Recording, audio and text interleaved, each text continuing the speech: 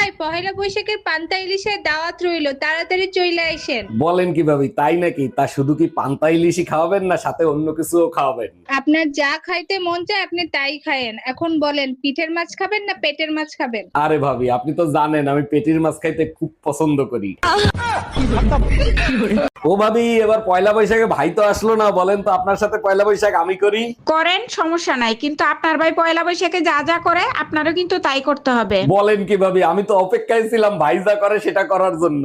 আপনার ভাই সারাদিন ঘুরায়, তারপরে ডিনার করায়, তারপরে একটা আইফোন কিনে দেয়।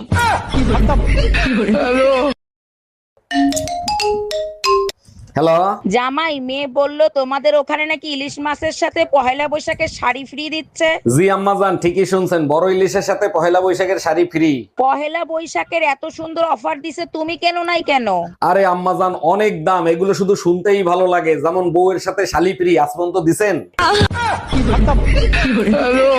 কারে বিয়ে করলাম, পয়লা বৈশাখে একটা শাড়ি পর্যন্ত দিল না। পয়লা বৈশাখের অনেক অনেক শুভেচ্ছা রইলো ভাবি, শুভ নববর্ষ।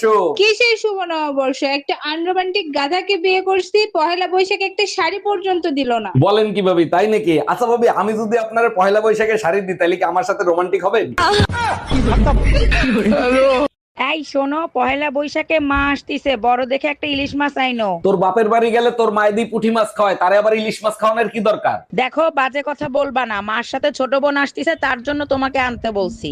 হ্যালো আবুল, বাজার থেকে বড় দুইটা ইলিশ মাছ আমার বাসায় তাড়াতাড়ি পাঠাতো। অরুণ ভাই, পহেলা বৈশাখে ভাবি কিনে কোথায় ঘুরতে যাচ্ছেন? প্রথমে বৈশাখী মেলায় নিয়ে যাব, তারপর সোজা লিটনের ফ্ল্যাটে। এগুলো কি বলেন আপনি? ঘরের বউকে নিয়ে কেউ লিটনের ফ্ল্যাটে যায়? আপনি ঘরের বউর কথা বলছেন, আমি তো ভাবছিলাম মায়া ভাবির কথা বলছেন। এই মায়া, তোমার ভাই আবুল কান্তিছে কেন? কি হয়েছে? সব জমি জমা বিক্রি করে সোনার জিনিস বানাইছে বিয়ে করার জন্য। সোনার যে দাম, জমি জমা বিক্রি করা ছাড়া কোনো উপায় আছে? এর জন্য কান্নার কি আছে? এখন বিয়ে করতে যাবে যে গাড়ি নিয়ে, পেট্রোলের অভাবে তাও যেতে পারতেছে না। আচ্ছা, তুমি নাকি কবিরাজের কাছে গিয়েছিলে? হ্যাঁ, গিয়েছিলাম। কেন গিয়েছিলে বলো? তোমাকে হাতের মুঠে রাখার জন্য একটা তাবিজ আনতে। তো আনছো? আনতে পারেনি। দিয়ে দেখি শালার কবিরাজের স্ত্রী কবিরাজকে দিয়ে আচ্ছা, তুমি কি জানো একটা সফল পুরুষের পিছনে একটা নারীর হাত থাকে? সফল পুরুষের পিছনে নারীর হাত থাকুক বা না থাকুক, ধ্বংসের পিছনে নারীর হাত থাকে। তাইলে মুরব্বীরা কেন বলে একটা সফল পুরুষের পিছনে একটা নারীর হাত থাকে? তাইলে শোনো, এক জঙ্গলে বিশাল এক পুকুর ছিল। সেই পুকুর ভরা বড় বড় কুমির ছিল। কুমির দেখার জন্য বিভিন্ন রাজ্য থেকে রাজারা এসে হাজির হয়। এক রাজা ঘোষণা দেয়, যদি কেউ এই পুকুর সাঁতার দিয়ে ওপারে যেতে পারে তাকে 100 স্বর্ণমুদ্রা দেয়া হবে, আর যদি তাকে কুমিরে খেয়ে ফেলে তাহলে তার পরিবারকে 500 স্বর্ণমুদ্রা দেয়া হবে। ভয়ে কেউ সামনে আসছে না। হঠাৎ পানির ভিতরে বিকট আওয়াজ, একজন পানিতে ঝাঁপ দিছে।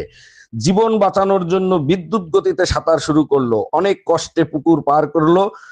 সবাই হাততালি দেয়া শুরু করলো। ওই লোকটা বলল, হাততালি দেয়া বন্ধ করেন, আগে বলেন আমাকে ধাক্কা দিছে কিনা। ভিড়ের ভিতরে থেকে একজন মহিলা বলল, আমি ধাক্কা দিছি। ওই মহিলা ছিল ওই। দুলা ভাই আসছেন? আপাতত এইমাত্র মার্কেটে গেছে। আজকে আমি আর আপনি বাসায় একা। বলো কি ছোট কিন্নি, তাই নাকি? তাইলে তুমি এক কাজ করো, তাড়াতাড়ি গোসল করে আসো। আরে দুলা ভাই, আগেই গোসল করব কেন? কিছু একটা করেন, তারপর গোসল করি। গোসল করে খাইতে আসো। তোমার বাপ মায় বিয়ের সময় আমার এপ্রিল ফুল বানাইছে। এই মায়া, ওইখান থেকে বের হয়ে আসো। চলো ছোট গিন্নি, তোমারে নিয়ে বৈশাখী মেলায় যাব। দুলা ভাই, আপনার সাথে ঘুরতে যাইতে তো ভয় লাগে, যদি উল্টাপাল্টা কিছু করেন। তোমারে নিয়ে যাব বৈশাখী মেলায়, লোকজনের ভিতর উল্টা পুল্টা কি করব? বৈশাখী মেলার কথা বলে যদি লিটনের ফ্ল্যাটে নিয়ে যেয়ে কিছু করেন। তার মানে লিটনের ফ্ল্যাটে যাওয়ার খুব ইচ্ছা, তাই না?